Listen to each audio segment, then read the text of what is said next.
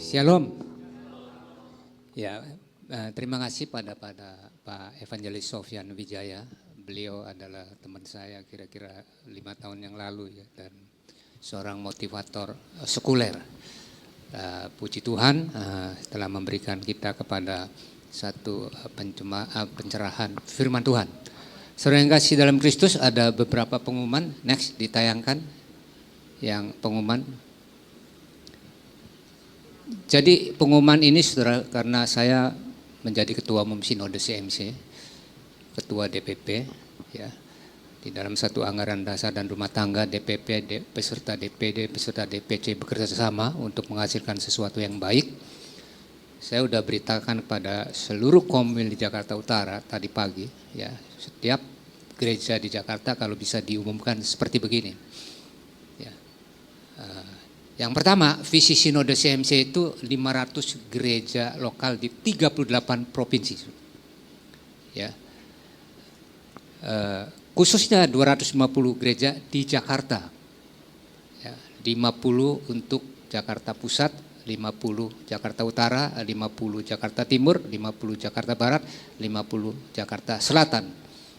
Dalam waktu 5 tahun harus dikerjakan karena ini visi, ini adalah blueprint. Ya, harus dikerjakan. Sisanya 250 gereja di 38 provinsi, terserah ya. Apa di Nias, di Sumatera, ya, di Bali, di 10 provinsi kota besar. Yang pertama, yang kedua, pembukaan gereja, ya, khususnya di Jakarta harus dikumandangkan, diiklankan supaya dunia tahu bahwa CMC selalu berusaha untuk membuka gereja baru. Ya.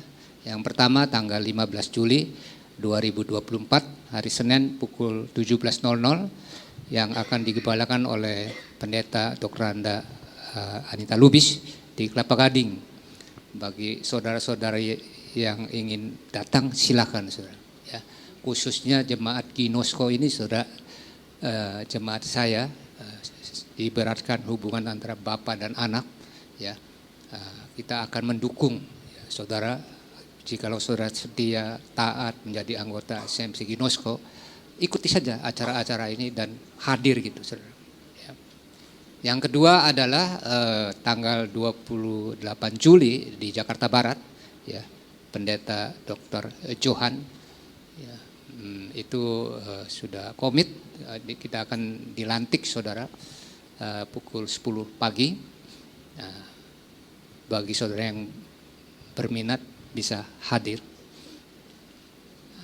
Yang ketiga, kita ada satu grup yang CMC Ginosko khususnya.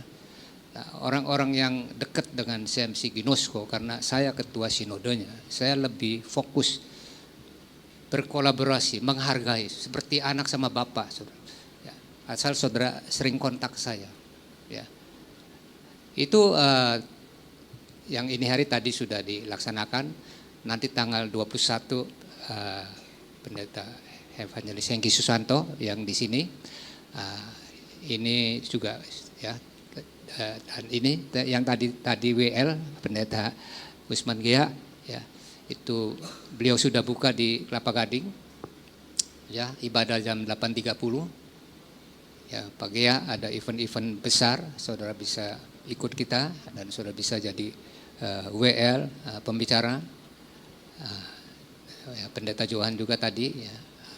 Terus ada CMC Marketplace, saudara. Ya, kita ada divisi CMC Marketplace menjangkau para usahawan, ya, supaya dibawa ke gereja lokal sehingga gereja penuh dengan para usahawan yang menopang keuangan dalam satu gereja. Ya. Tanggal 19 Juli pembicaranya Pak Sofyan Wijaya di daerah Pantai Indah Kapuk. Di sana ada CMC Sekinah Ministry, saudara. Sudah bersedia menyerahkan rukonya jam 11.30 session pertama, karena ini khusus dunia sekuler. Ya, kita akan membagi brosur ke pertokoan-pertokoan ruko di daerah sana ya, mengenai solusi marketing, bagaimana cara menjual produk ya supaya orang kesengsem membeli produk saudara. Nah, itu solution marketing. Nah, session keduanya adalah rohani, ya, Pak Handi Rustam, ya, bagaimana iman mengubah dunia. Nah, terus ada lagi nanti CMC Marketplace juga, kesembuhan ilahi 25 Juli di Organium Store, ya. Saudara tahu sendiri pendeta Peter Guntur, ya, dengan kasih karunia kesembuhan ilahi, ya, pengusiran setan, roh-roh jahat, dia sudah siap komit. Silakan saudara mendaftar, ya, kepada Ibu Dewi Kim. Kelima, saudara, tata tertib, ya. Gereja ini adalah rumah Tuhan atau bait suci, saudara. Apa itu bait suci?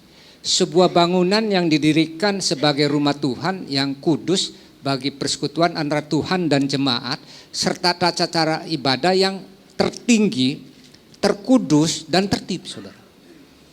Ya, saya ulangi, tertinggi, terkudus dan tertib, saudara. Apa itu tertib? Yang satu kepatuhan disiplin. Ya, jadi kalau ibadah jam 13.30 on time, saudara.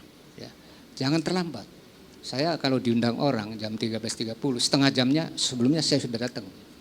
Ya, jadi jangan harap saudara kalau datangnya terlambat, tidak setia, ya susah. Kita sebagai atasan ya kurang menghargai. Tapi kalau setia, patuh, ayo sama-sama kita berkolaborasi, bekerja sama, bergotong royong, saling membantu. Yang kedua, berpakaian rapi, saudara. Ya, hubungan antara anak sama bapak, jemaat sama Tuhan itu seperti mempelai Kristus. Siapa yang di sini sudah menikah? Angkat tangan. Nah, ingat gak saudara, berapa tahun yang lalu waktu pacaran hari Sabtu, pakaiannya rapi gak? Nah, rapi kan? Betul gak? Kalau 30 tahun yang lalu kan pakai motor pacarannya. Sore-sore datang ke rumah. Kalau lelaki ke wanitanya jam 6 sore. Sudah gitu motornya taruh di pinggir, helmnya dibuka, kan dirapihin rambutnya dulu kan. Nah, iya saudara juga rambut harus rapi. Kalau lelaki harus dicukur, itu kumisnya itu tiap hari tumbuh, saudara. Harus royal sedikit. Saya pakai silet glad tiap hari 15.000 coba. Kalau enggak tumbuh lagi. Jadi rapi, jangan kumel, ya. Sederhana saja boleh. Yang ketiga, wajahnya harus bersih dan senyum, ya. Maaf bicara, kalau sekarang kalau bisa jangan pakai masker, kan sudah nggak ada COVID, ya. Dibuka saja dan senyum gitu. Jadi sesama teman enak gitu, ya. Yang keempat, merubah kebiasaan dari menyendiri menjadi melayani, saudara. Menurut Abraham Maslow, manusia itu butuh penghargaan.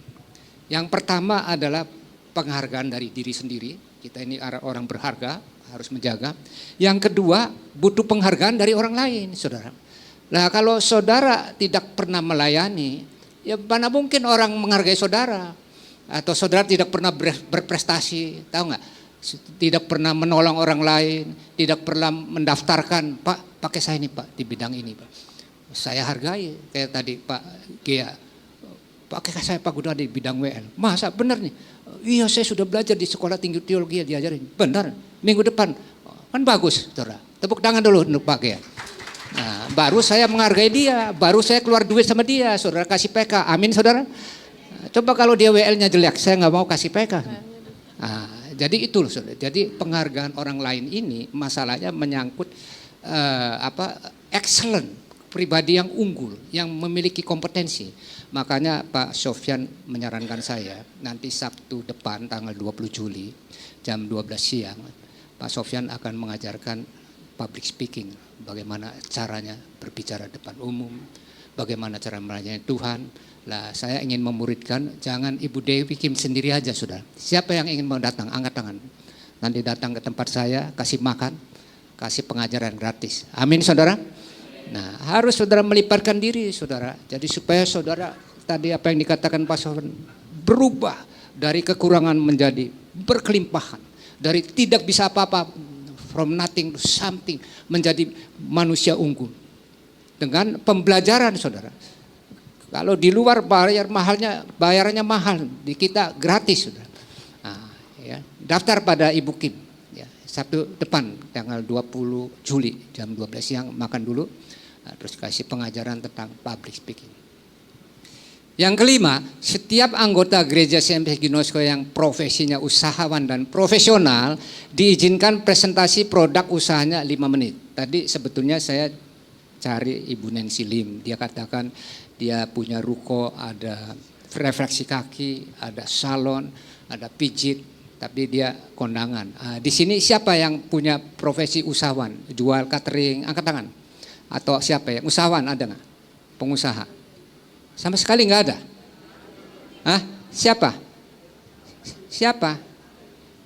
Angkat tangan siapa? Ya nanti Anda presentasi, nanti saya beli sama you cateringnya. Begitu, daripada beli sama orang lain, kita beli sama jemaat sendiri. Amin saudara? Amin. Tapi saudaranya harus ngomong, saya kan nggak tahu kalau saudara nggak ngomong. Nah ngomong dong Pak Gunadi, saya jual catering, daripada beli catering orang lain, beli sama saya beli. Nah, apalagi Anda lagi, apalagi bidang apa lagi ya, macam-macam, kemukakanlah, maju ke depan ya, minggu depan 5 menit saudara, bayangin, saudara nanti akan kita beli. Dianjurkan sesama anggota CMC Ginosko mengkonsumsi produksi tersebut. Enak gak coba? Sudah datang ke gereja, dagangannya laku. Amin saudara. Enak saudara, di gereja lain belum tentu saudara, ya enggak. Nah, ini yang membuat satu kesatuan ketertiban, ya. Jadi itu saja saudara yang kasih dalam Kristus. Dan yang terakhir saya akan berdoa. Tadi Pak Sofyan bilang doa itu harus bertalu-talu. Jadi saudara nanti berdiri, saya umumkan saudara berdoa masing-masing 2 menit saja. Apa masalahnya saudara, berdoa dengan suara keras, nanti yang terakhir saya tutup dengan satu kesatuan. Yang pertama masalah keluarga. Ya, apakah saudara kurang harmonis, kurang bahagia, KDRT, terus segala macam tidak ada kasih, berdoa. Yang kedua masalah ekonomi saudara. Ya, karena manusia hidup ini butuh sandang, pangan, dan papan. Sandang ini bicara pakaian, pangan ini makanan, papan itu rumah. Itu harus kebutuhan utama. Kalau bisa jangan kontrak terus, milik sendiri, berdoa saudara. Yang ketiga adalah masalah pekerjaan yang sulit, ya, sedang di PHK atau mencari pekerjaan. Ya. Yang keempat adalah masalah bisnis, ya, beda saudara. Ya, saya pernah mendengar kesaksian ada 2 tukang bakpo, ya, brandeng. Yang satu tiap hari berdoa dengan puji Tuhan, ya, akhirnya dia laku keras. Ya, jadi itulah kita perlu berdoa. 5 masalah jodoh, siapa yang belum menikah? Angkat tangan. 1, 2, 3. Berdoa juga saudara, karena Alkitab berkata tidak baik sendirian saja. Amin saudara? Iya, harus berdoa, harus mencari jodoh supaya sepadan membangun satu rumah tangga. Terus yang keenam adalah masalah kesehatan, ya, sakit. Saudara perlu ke dokter, tapi kalau dokter angkat tangan juga harus berdoa, saudara. Amin, saudara. Yang bertalu-talu, ya, berapa banyak orang berdoa disembuhkan. Luar biasa, saya mendengar kesaksian dari sakit hati, serosis, stadium kanker 4 sudah kuning, jalan aja susah, diganti sampai hatinya serosis baru, saudara. Luar biasa. Ya. Dan ketujuh, masalah visi. Orang yang tidak punya tujuan, tidak punya harapan, tidak punya blueprintnya Tuhan, nggak bisa sukses, saudara.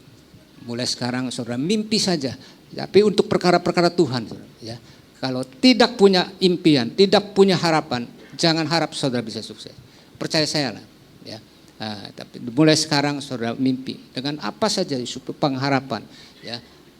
Saudara profesi apa saja, yang intinya memberikan satu penghargaan, yang orang lain menghargai saudara, ya, menjadi seorang yang excellent, yang luar biasa.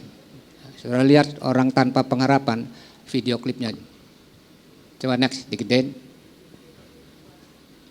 Firman bisa melepaskan diri dari camp tersebut, dan dia ditanya kenapa dia bisa melakukan tersebut, karena ternyata dia mempunyai satu harapan untuk lepas dari camp tersebut. Manusia bisa tidak makan selama 40 hari, bisa tidak minum selama 4 hari, bahkan bisa tidak bisa bernapas selama 4 menit. Tapi tidak ada satu detik pun manusia hidup tanpa pengharapan. Hiduplah dengan penuh pengharapan, berharap kepada Sang Pencipta, mengharapkan hal-hal yang baik, dan kita juga berharap pada masa depan yang lebih baik. Maka energi kita akan makin bertambah. Kita makin bersemangat menghadapi kehidupan ini. Bahkan kita semakin kuat di dalam menghadapi setiap masalah. Hidup berpengharapan akan mendatangkan semangat. Hidup berpengharapan akan mendatangkan sukacita. Hidup berpengharapan akan memperoleh kekuatan dan antusiasme yang baru. Saya Parlino Amar Paung dari Cologne, Jerman. Untuk Anda sekalian yang luar biasa. Itulah saudara yang kasih dalam Kristus. Mari kita bangkit berdiri. Ya, saudara, nanti saya beri kesempatan berdoa 2 menit. Apapun masalahnya dengan suara yang keras, nanti saya akan tutup doa bersama. Mari kita menyanyi Roh Kudus Kau hadir di sini. Musik Roh Kudus Kau hadir di sini. Roh Kudus Kau hadir di sini.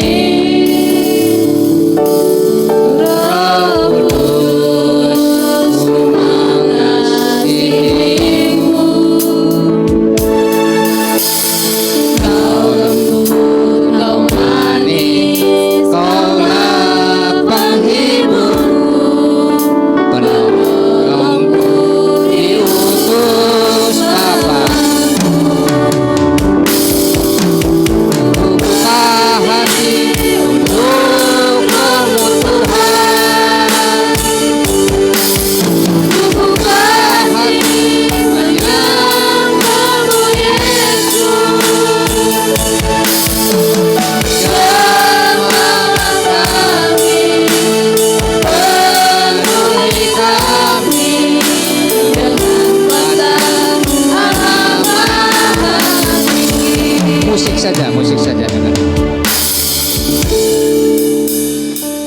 Silakan Bapak Ibu Saudara yang kasih berdoa masalah masing-masing supaya dikabulkan dengan suara yang keras.